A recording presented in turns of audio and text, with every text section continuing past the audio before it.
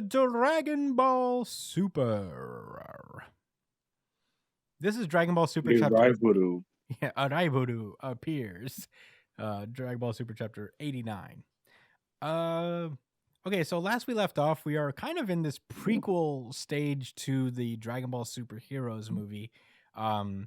We're getting a little bit of this weird slice of life action with Trunks and Goten as they moonlight as superheroes, just like Gohan did before them as Saiyaman X1 and 2.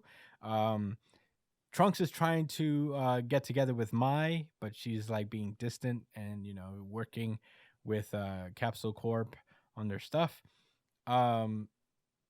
They retrieved a disc that belonged to Dr. Gero Jr., like the little, Gero's like grandson or something that appears in the Dragon Ball Superhero movie. And they're seeing that, he loads up the disc, and you do see that like there's the blueprints for the Cell Max that will appear in the movie. That is the major antagonist for the movie. That's crazy. Yeah, and I guess that was cool. So this is the past. Yeah, we established that already, though. Right. And Prequel. he's immediately kicked out. He gets a computer virus. And they get at that point Bulma comes in and interrupts him and mentions that Mai is going to school with him because they're all high school students now. And they get also another new student on top of Mai, who is Beta, who comes in, and there's an immediate, rivalry between him and Trunks, as we see that on the basketball court, and they try to break each other's ankles, for Mai's affections, I guess. Yeah, this literally becomes a fucking basketball manga. Yeah. But he plays him something dirty. Like Trunks basically uses his super speed to try and block the net, but cheating ass nigga. Beta does like a cool swerve. He does like a fake out, and then he goes layup into the basket and embarrasses Trunks on the court. Yeah, embarrassed. So Trunks is tight, and we get a little flashback, a little close up to his eye, and we see that Beta might not be human exactly. We get video of Gero, the Gero kid, watching Trunks' basketball skills. And he explains that like this, of course, Beta was sent by this guy. So, they're in class together, and Trunks is being a thirst bucket, frankly. Just being like, "Hey, Mai, I know I lost to him on the basketball court, but that was just a fluke." So on a grassy field, you get fucked up. Yeah. But yeah, Mai notices something off about him, and Trunks takes a closer look and notices like the patch from the other like androids that they fought last chapter. Trunks is automatically freaked out because he's afraid of ghosts and stuff. But Mai is like, no, he's actually kind of an android, it seems, but a different type than 18. So, and Trunks makes sense of that because generally you can't sense energy from androids. So right. that would honestly make sense. So Gero kid is like, Beta, do what it takes to find out if he has superpowers, and he just throws a wicked spiral over to the back of Trunks' head. But Trunks does a slick tying of his shoes to dodge the football.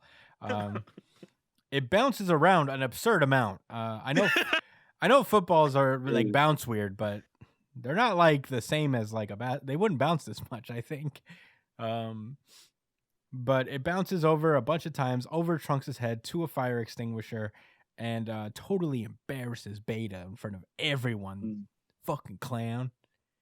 But he's always trying to just like, Beta's like going around all day trying to catch him in the act of using his powers. And then Beta accidentally notices that Goten just literally picks up an entire car to get his ball. He's like, "What the fuck?" Um, and Um, Trunks is basically like, "You can't fucking be doing that shit. You can't be lifting full ass cars at school." So yeah, at that point, Beta's like, "I found him." Yeah, he rips off his uniform, and you see that he's got like a cool superhero costume of his own. yeah, Goten calls his costume cringe. And that's fucked up. Orange. cringe. Cody. Yeah. So, you know, Beta tries to attack Goten, but Goten, he's not just gonna let himself get hit to protect his secret identity. He doesn't give a shit. He was raised with Goku, who it made no efforts to hide who he was to anybody in the world. So he basically dodges all of Beta's attacks until at some point Trunks comes in his Saiyaman costume, and they start fighting. They start doing the fights. They fight on the football field.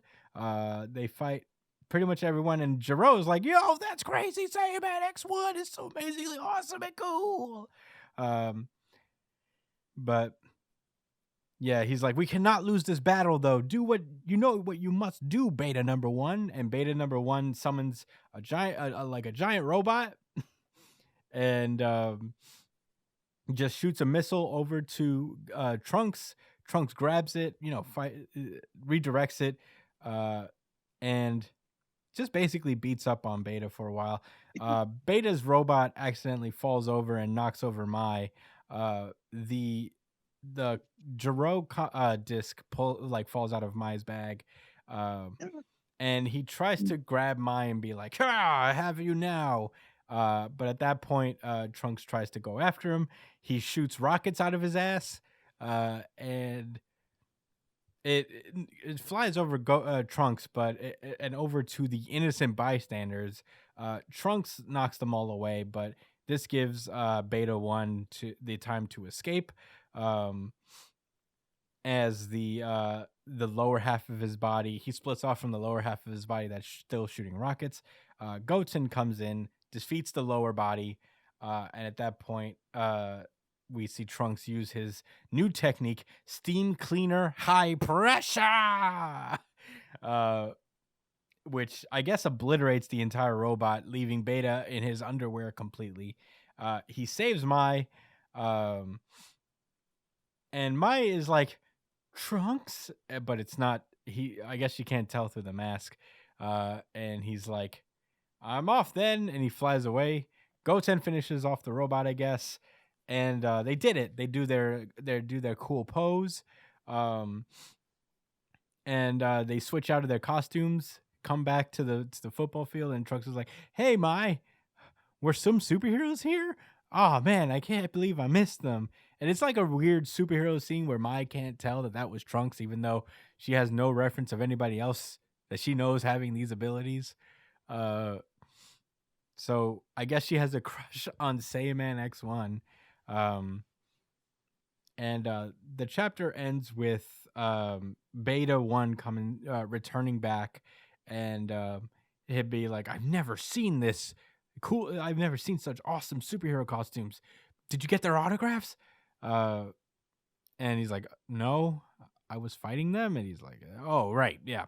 They're no more than wicked villains. So, they're going to keep trying to get to the disc." And that's kind of where the chapter ends. Is that Jiro resolves to make cooler and stronger androids to fight Trunks and Goten. Which he loves, by the way. Yeah, Big fan. huge fan. That it's a lot of complex feelings with young Jiro. But Josh, what did you think about Dragon Ball Super Chapter 89? Well, this seemed like a Saturday morning cartoon episode. Like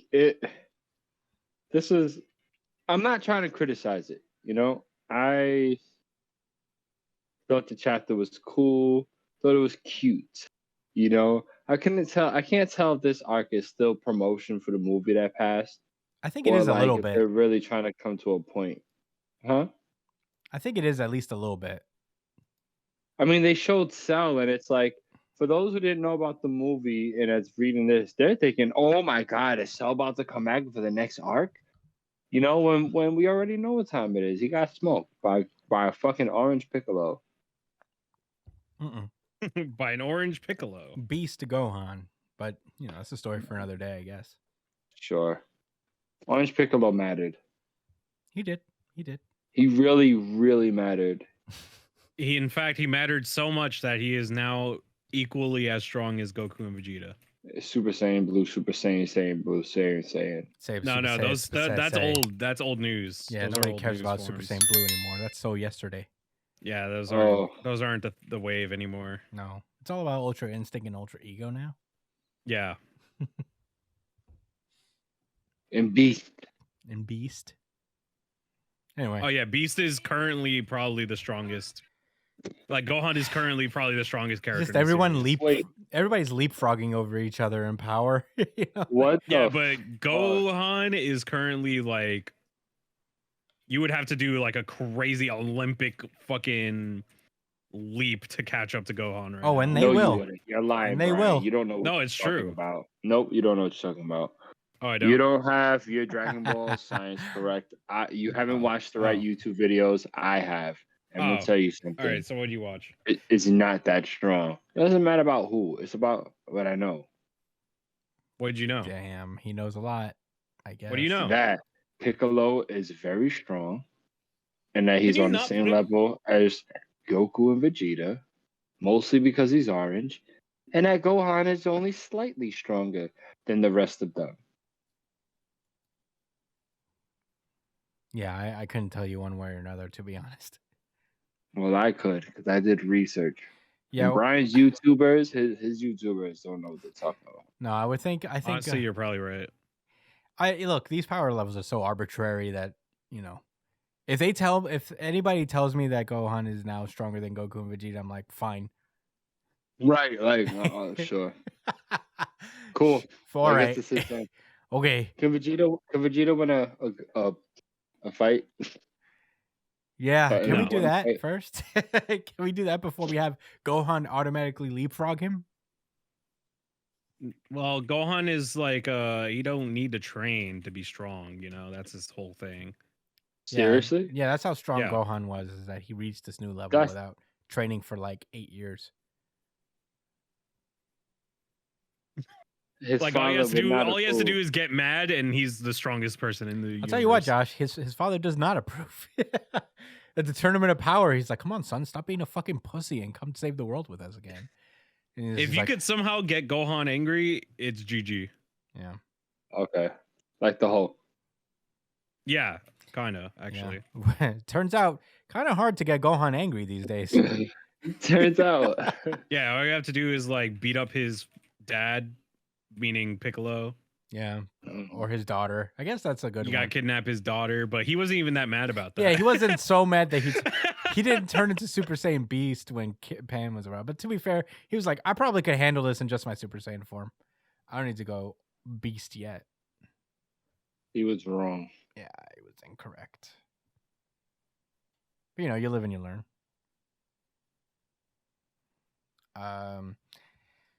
Was I supposed to have more thoughts or something? How will we know? How will we know your thoughts? I feel like I already got all my thoughts out, to be honest. Yeah, really? Yeah. You didn't get anything from the super dense chapter of information and exposition? It was a cute little chapter, but this was a long ass chapter. That's what I have to say. Yes, this is 46 pages. Yeah, 46 pages of like Dragon Ball Super.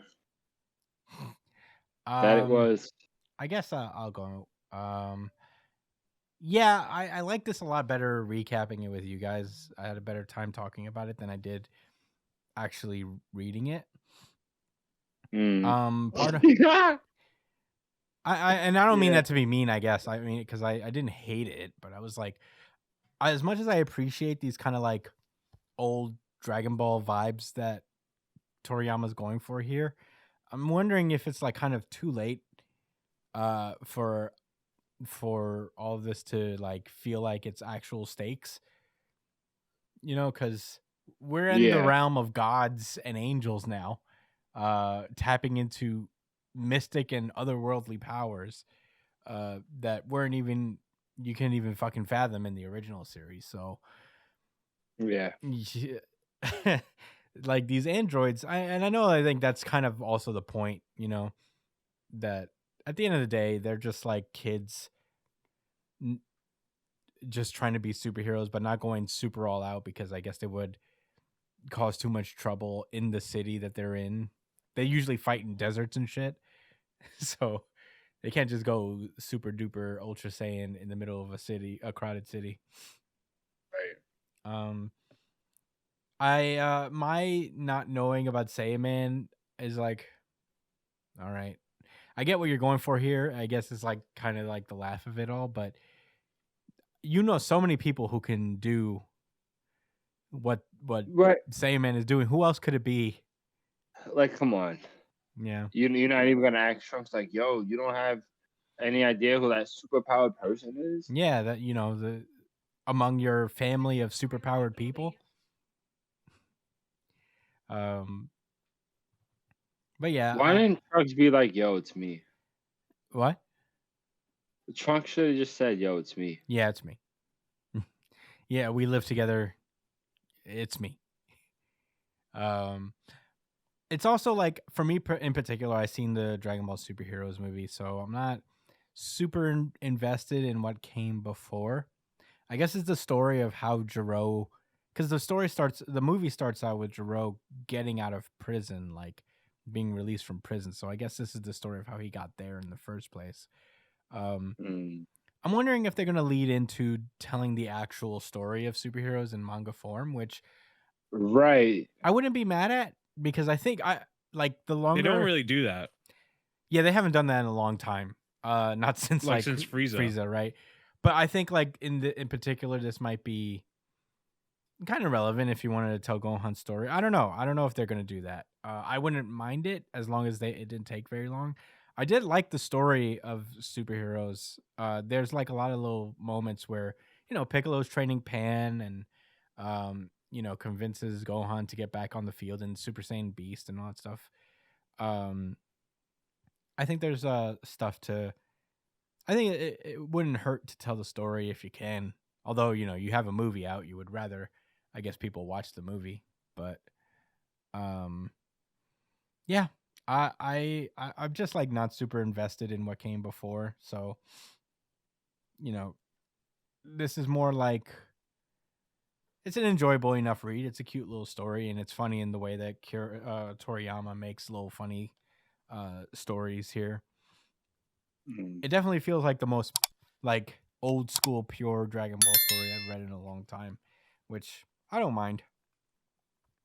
It's just nothing very exciting, I guess, but it's a cute little story nonetheless, like Josh and Brian already said.